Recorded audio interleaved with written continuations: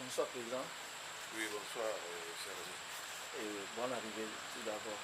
Merci, j'étais pas allé loin, hein. J'étais dans le pays. On m'a déplacé de Lomé vers un autre coin du Togo, c'est tout. Alors, Président, d'abord, parlez-nous un peu de votre état de santé. Oh, vous savez, moi, bon, j'ai jamais caché que je sais pas bonne santé, puisque je n'ai plus 10 ans, j'ai plus 15 ans non plus. C'est normal, vous savez, nos os s'usent avec l'âge. Et c'est tout à fait normal que nous ne soyons plus bien en forme. Surtout des gens comme moi, on a eu à fumer beaucoup dans la vie, je ne veux pas de la cigarette.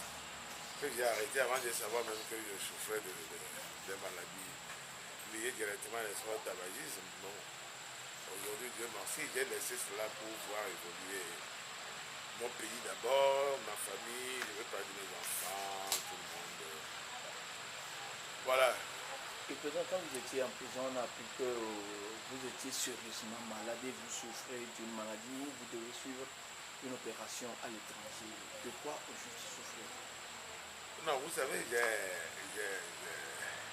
suis d'abord ce que les médecins appellent un sujet à haut risque. Hein, et j'ai des problèmes neurologiques et cardiologiques en même temps. Et puis, bon, le petit bobo là de voilà.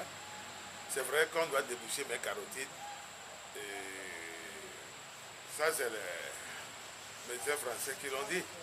Mais bon, les médecins togolais disent que pour l'instant, ça ne nécessite pas un déplacement à l'extérieur.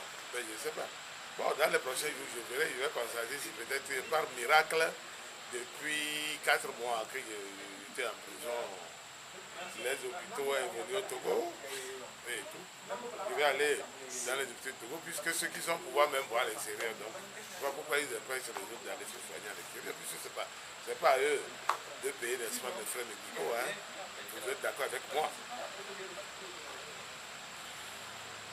Oui, alors, Président, et maintenant, comment vous vous sentez? Je ne suis pas en forme. Vous avez vu hein, mon état physique. J'ai fait 4 mois sur place. Hein. J'ai fait 116 jours.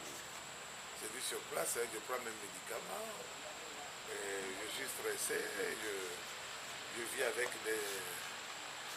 vous savez, c'est une méthode du régime. Hein. Ils ont voulu montrer que ouais, c'est eux, ils peuvent m'humilier comme ils veulent. Ils m'ont enfermé avec les assassins. Hein, des gens qui veulent laisser des enfants, des filles, des petites fillettes de 5-6 ans. Et c'est triste parce que je suis content d'avoir fait cette expérience en fait. Parce que ça m'a permis. J'ai géré les prisonniers sur papier pendant bientôt 17 ans. En décembre, j'avais 17 ans. Je suis à l'administration pénitentiaire. J'ai géré ces gens-là sur papier. Mais je suis allé faire la mer constat hein, qu'en réalité, nous ne faisons absolument rien. Tout ce que le Togo sait faire, c'est d'aligner des gros mots et puis bon, ben, il n'y a pas de suite. On parle de réinsertion. Réinsérer qui? Quand vous allez en prison, vous retrouvez. Moi, j'ai fait 4 mois et pendant que je suis là, quelqu'un est sorti et il est revenu. Il n'est pas seul. Il est sorti, on l'a libéré et il est revenu. Bon, ben, vous rendez compte que les juges sont dépassés. Ils sont dépassés. Le récidivisme est tellement élevé. Tant que vous transformez vos prisons, n'est-ce pas, en goulag et tout, vous n'avez pas le volet réinsertion qui suit. Il faut réinsérer les gens. Et c'est tout un programme. L'Union européenne a gaspillé les sous en soutenant, n'est-ce pas, le projet des surveillants de prison qu'on a transformé comme des chauves-souris, je ne sais pas quoi, bref. Mais ça ne fait pas bien, c'est pas une façon de... C'est pas normal ça. Quand on aime son pays, on va vers l'excellence. Mais tout ce qui est négatif, on laisse ça de côté, on avance. En résumé, ça ne va pas du tout, pour le moment. Je ne peux pas dire ça ne va pas du tout. Moi, je suis solidaire par rapport à certains qui mentent sur leur état de santé. Moi, je suis en forme. Hein.